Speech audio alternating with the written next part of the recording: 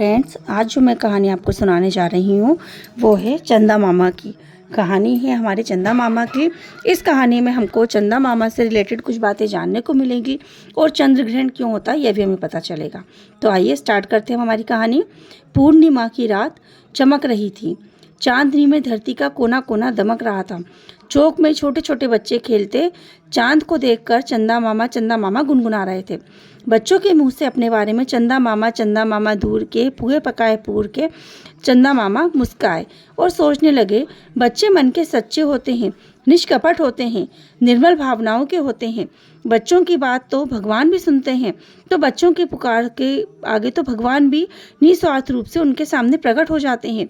कुछ ऐसा ही विचार कर चंदा मामा प्रसन्न हो गए और बच्चों के बीच आ गए और बोले, क्यों गुनगुना रहे हो बच्चे? बच्चे अपनी धुन में बोलते रहे, चंदा मामा दूर के पुए पकाए पूर के, चमक रहे दमक रहे चांद की आभा को देख, चांद की चमकती चांदनी, अदृश्य आवाज सुन कुछ बच्चे बोले, कौन हो तुम, हमें दिखाई नहीं दे रहे? इस पर चंद्रमा मानव स्वरूप में चमकता दमकता चमकता चांदनी की किरणों के साथ चांद पास में ही बच्चों के पास आकर बोला, मैं चंद्रमा हूँ। उधर कुछ बच्चे अपनी धुन में ही बोलते जा रहे थे, चंदा मामा दूर के पुए पकाए पूर के। बच्चों की मीठी मीठी और प्यारी प्यारी बातें सुनकर चंदा मामा बोले, हाँ मैं दूर हूँ प्यारे बच्चों। चांद ने कहा, तुम्हें पता है मैं दूर क्यों हूँ? बताऊँ आप लोगों को?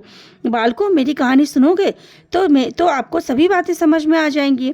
कहानी की बात सुनकर बच्चे बोले, कहानी? हाँ कहानी अवश्य सुनेंगे। चांद बोला, मेरी कहानी बहुत लंबी है। बच्चों ने कहा, कहानी लंबी है तो भी सुनेंगे चंदा मामा। चंदा मामा बोलने ही वाले थे, इससे पहले बच्चों ने पूछ लिया, चंदा मामा आपका जन्म कहाँ हुआ था? बच्चों की बात सुनकर चांद थोड़ा सा सकपका गया। बोले, यह बात बताना तो मेरे लिए संभव नहीं है। कितने वर्ष पूर्व मेरा जन्म हुआ, मुझे जन्म देने वाली माँ कौन है, पर मैं इतना अवश्य जानता हूँ, जब से मैं समझ पाया हूँ, पृथ्वी की निरंतर परिक्रमा करता रहा हूँ। मुझे लोग पृथ्वी का उपग्रह भी समझते हैं, पर क्या मैं सच में पृथ्वी का उपग्रह हूँ? फिर कहा, मैं आकार में पृथ्वी के चौथाई भाग के बराबर हूँ। शायद इसी कारण लोग मुझे पृथ्वी का उपग्रह मान लिया है। फिर कहा, खगोल शास्त्री मेरे बारे में तरह तरह के अनुमान लगाते हैं। कुछ कहते हैं ब्रह्मांड में किसी स्थान पर पृथ्वी के निकट आ गया हूँ, उसी के आकर्षण पर परिक्रमा करने लगा हूँ। कुछ खगोल विद्या कहते हैं मेरा जन्म धरती की कोख से हुआ है, धरती मेरी माँ, निरंतर मैं धरती की संतान हूँ। और कुछ खगोल वैज्ञानिक मानते हैं कि धरती और मेरी उत्पत्ति आकस्मिक एक गोले के साथ हुई थी। और मेरा जन्म क्या हुआ, कैसे हुआ, इसके बारे में तो मैं खुद भी अनजान हूँ। चांद अपनी बात जारी रखते हुए कहा, ज्योतिष शास्त्र के अनुसार मुझे ग्रह मानते हैं और देवता भी मानते हैं। आगे मेरी उत्पत्ति की कोई धार्मिक कथाएं हैं। ज्योतिषों के अनुसार मुझे चंद्रमा को महर्षि अत्रि और देवी अनुसुईया का पुत्र माना गया है। मेरे बारे में मत्स्य पुराण में, पद्म पुराण, अग्नि पुराण, स्कंद पुराण अनेक में कई पौराणिक कथाएं हैं। स्कंद पुराण के अनुसार देव दानव युद्ध में सागर मंथन में 14 रत्न निकले थे। मैं चंद्रमा उन्हीं में से एक हूँ। इस प्रकार मेरे बारे में कई पौराणिक कथाएं मिलती हैं। बच्चों, अब वैज्ञानिक युग है।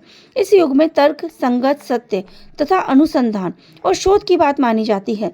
अनुसंधान एवं शोध के अनुसार माना जाए तो अरबों वर्ष पहले एक बड़ा ग्रह पृथ्वी से टकरा गया था और इस टक्कर के फलस्वरूप चंद्रमा का जन्म हुआ। शोध के अनुसार एक मत पृथ्वी की सतह से 29,000 किलोमीटर नीचे विखंड के फलस्वरूप पृथ्वी की धूल और पपड़ी अंतरिक्ष में उड़ी। इस मलबे से एकत्र होकर चांद को जन्म दिया। खगोल वैज्ञानिकों की बात मानी जाए तो बच्चे पूछने लगे, चंदा मामा आपकी आयु कितनी है?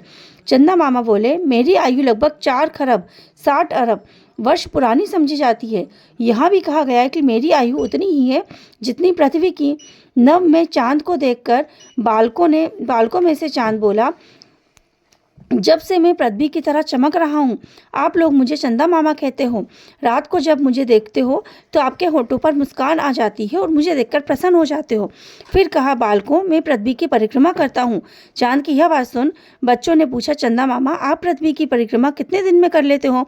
बालकों की इस बात सुन चंदा मामा बोले, मुझे पृथ्वी की परिक्रमा करने में लगभग 27 दिन 7 घंटे का समय लगता है। चांद ने अपनी कहानी बताते हुए कहा, बालकों, मुझ पर कोई वातावरण नहीं है, इसलिए जो भी मेरे यहाँ आते हैं उन आने वालों को भी आपस में एक दूसरे की आवाज़ सुनाई नहीं देती। फिर कहा, मेरे यहाँ पानी भी नहीं है, आने वाले पानी खोजते हैं, कुछ पानी मिलने का दावा भी करते हैं। चांद बोला, मैं यहाँ संसार के सारे लोगों को देखता हूँ। चांद फिर मुस्कुराते हुए बोला, जिज्ञासु बालकों, पूर्णिमा को मेरी सुंदरता बहुत ही अद्भुत होती है। उस दिन मैं चांदनी के साथ संसार की सैर करने के लिए निकलता हूँ। मेरी चांदनी का भी अद्भुत रहस्य है। फिर कहा, मुझ में अपना प्रकाश नहीं है और ना ही उष्णता। सूर्य की किरणें जो मेरे पिछले भाग पर पड़ती हैं वहाँ मेरी चांदनी है और मैं धरती पर आ नहीं सकता, चांदनी को भेजता हूँ। चांद की बातें सुन बच्चे मुस्कुराने लगे। चांद ने कहा, बालकों, अमावस के दिन मैं छुट्टी पर रहता हूँ। हंसते हुए बोला, बहुत विश्राम करता हूँ। छुट्टी की बात सुनकर बालक भी हंसने लगे। फिर आपस में बातें करने लगे। अरे चंदा मामा, आप भी छुट्टी पर रहते हैं। नभ में चांद विचरण करता है। बच्चे यह भी देखते रहे। नभ में विचरण कर रहे चंदा मामा के बारे में बच्चों के संग खड़ा हुआ वार्तालाप कर रहा था। चांद फिर बोला, बालकों, आकाश में विचरण करते हुए मैं अपने इस रूप में सभी पृथ्वीवासियों का मन मोह लेता हूँ। मुझे अपनी कथाओं के अनुसार मन माँ का सुंदरता के कारण समझा गया है। चंद्रमा बोला, बालकों, मैं तुम सबका दुलारा हूँ। मुझे नित्य रूप आना अच्छा लगता है। छोटों के लिए बड़ा और बड़ों के लिए छोटा हो जाता हूँ। धरती पर रहने वाली मेरी बहनें अपने शिशुओं को मुझे दिखाकर मेरा परिचय देती हैं। उंगली से दिखाते हुए गाने गाती हैं, चंदा मामा आजा दूध भात खा जा। सुन, मैं धन्य हो जाता हूँ। चंद्रमा ने फिर अपने बारे में बताया, मैं आसमान के बहुत सारे तारों के बीच में रहता हूँ और प्रसन्न रहता हूँ। पृथ्वी पर आप लोग मुझे देखकर बहुत प्रसन्न होते हो। कई महत्वपूर्ण तिथियों पर लोग मुझे देखने पर स्त्री पुरुष मेरे निकलने की प्रतीक्षा करते हैं। धरती पर पूर्णिमा और अमावस बारी बारी से आते हैं।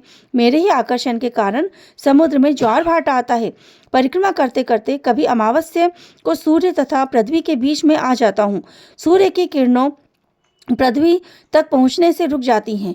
ऐसे में पृथ्वी पर सूर्य का कुछ अंश अथवा कभी कभी पूरा सूर्य दिखाई नहीं देता, अर्थात सूर्य ग्रहण होता है। चंद्रमा की बात सुन जिज्ञासु बालक बोले, चंदा मामा, चंद्र ग्रहण कब और क्यों होता है? बच्चों की बात सुन चंदा मामा मुस्कुराए और बोलने लगे, चंद्र ग्रहण होने का कारण बताने लगे। किसी पूर्णिमा तिथि को पृथ्वी, चंद्रमा, सूर्य के बीच आ जाती है। तब पृथ्वी की छाया से मैं दब जाता हूँ और कुछ समय के लिए पृथ्वीवासियों को दिखाई नहीं देता। बच्चों की जिज्ञासा देख इसके बारे में चंदा मामा ने बड़े रहस्य की बात बताई। बालकों, मेरे यहाँ पृथ्वी की तरह मेरे चारों ओर विभिन्न गैसों से बना हुआ कोई सुरक्षा कवच नहीं है, इसलिए दिन के समय मेरा तापमान अत्यधिक हो जाता है और मैं बहुत गर्म हो जाता हूँ। रात के समय बहुत सर्दी होती है। पृथ्वी के पर प्रवेश तापमान 156 सेल्सियस से कम हो जाता है। इस कारण मेरे यहाँ कोई भी जीवधारी नहीं रहता और ना ही कोई वनस्पति पैदा होती है। फिर बच्चे बोलने लगे, चंदा मामा, आप में काले काले धब्बे क्यों दिखाई देते हैं? दूसरा बालक बोला, बुढ़िया चरखा काटती हुए भी दिखाई देती है। चंदा मामा ने कहा, मेरे गन में कोई बुढ़िया काले धब्बे नहीं है। सच्चाई यह है बालकों कि मेरे पर उल्काओं की वृष्टि होती रहती है। इससे गड्ढे हो जाते हैं जो अपने आप में काले धब्बे की तरह नजर आते हैं। इन सभी के चलते चंदा मामा बोले, एक दिन अचानक मेरे जीवन में एक घटना घटी। वह 21 जुलाई 1969 का दिन था। इस दिन पृथ्वी पर भेजा गया अपोलो 11 नामक यान मेरे यहाँ से उतरा और मैं अचंभे के साथ देखता हूँ, यान में से 2 मानव निकले, नील आर्मस्ट्रांग, बज एल्ड्रिन, और यहाँ पे आने का प्रचलन चला और यान हमारे यहाँ आते जाते रहे।